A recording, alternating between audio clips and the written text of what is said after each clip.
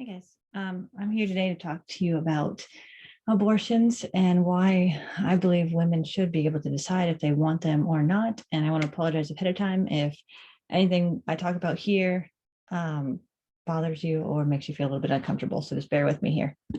Abortions, what are they? They're a procedure to end pregnancy.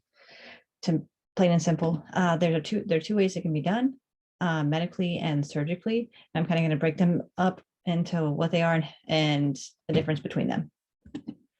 So a medical abortion can be done up to 10 weeks. It's like a two-step. The first step is taking mifepristone or mifepristone. Sorry. It's the first pill that a woman would take up to 9 weeks pregnant. So she goes to the clinic, gets the pill, take it home, takes it with whatever. She'll notice nausea, vomiting, and maybe some bloating along with some light bleeding. 1 or 2 days later, she'll go back, get the next set of pills, which is the misoprostol, and that will be taken, like I said, 1 to 2 days after. And the next few hours after taking that pill, she may notice really heavy bleeding, intense cramping. Let's see, besides the cramping, bleeding, and then it could be days or hours later that the pregnancy would be ended. They say that it depends on what kind of week it is. So if it's like up to 8 weeks, she could see like the little sac that comes out to know that she passed the pregnancy. And up to 10 weeks, it would be like an olive shape. So then she would know that the pregnancy is no longer, go back to the clinic, do the ultrasound, make sure that everything is gone. Let's see, medical abortion from 10 to 20 weeks. She would go to the clinic, get the first dose, take it, go back to the clinic later, like 1 or 2 days later. And the difference here is that taking that second pill, the second dose, she would actually stay at the clinic instead of going home because the pregnancy is now further along. So there's more of a labor process to it. So with that being said, intense cramping, intense bleeding, the nurses will stay. Epidural could be needed.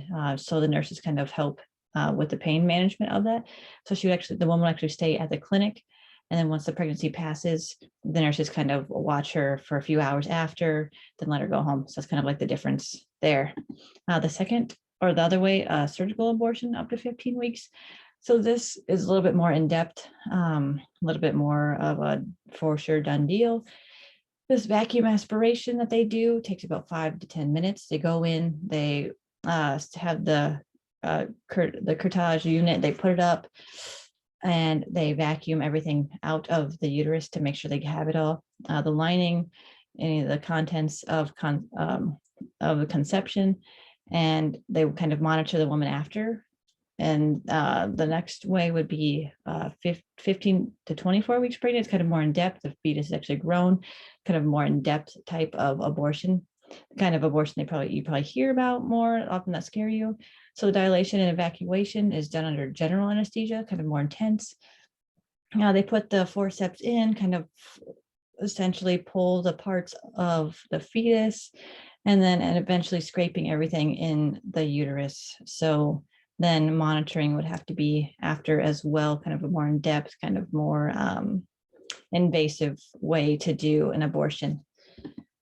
And here in Iowa, we can have abortions legally up to 20 weeks.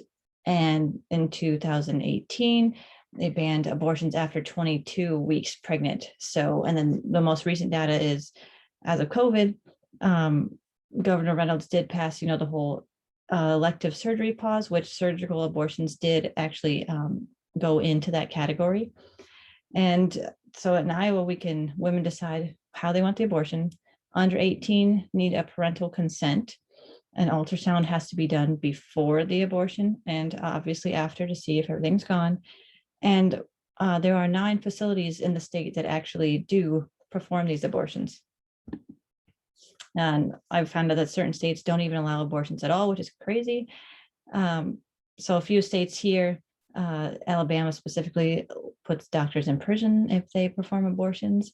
And most states actually ban abortions after at 6 weeks, which if we know most women don't even realize they are pregnant at 6 weeks. So by the time they realize they're pregnant, there's nothing in these states that they can do because that's their law. And here, so women's rights with these abortions, we weren't able to pick if we wanted abortions or not back in the day. Most of the practices back then were unsanitary, unsafe, which now that we know, that's totally different. And now women should be able to pick if they want one or not.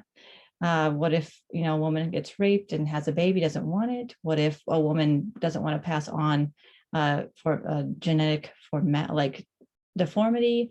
And what if a woman would end up, dying instead of holding out the pregnancy? So there's so many other ways, and medically approved ways to have an abortion that a woman should potentially be able to choose no matter what situation she is in, without getting grief, without, getting talked down to, without having any pressure. She should just really be allowed, I think, to be able to pick. So yeah, leave it up to the woman deciding if she wants it, that she can have it. Talk to the medical provider, talk to doctors. And yeah, abortions aren't for everyone. So, having that one final decision to talk to somebody, she should also do. So that's my speech.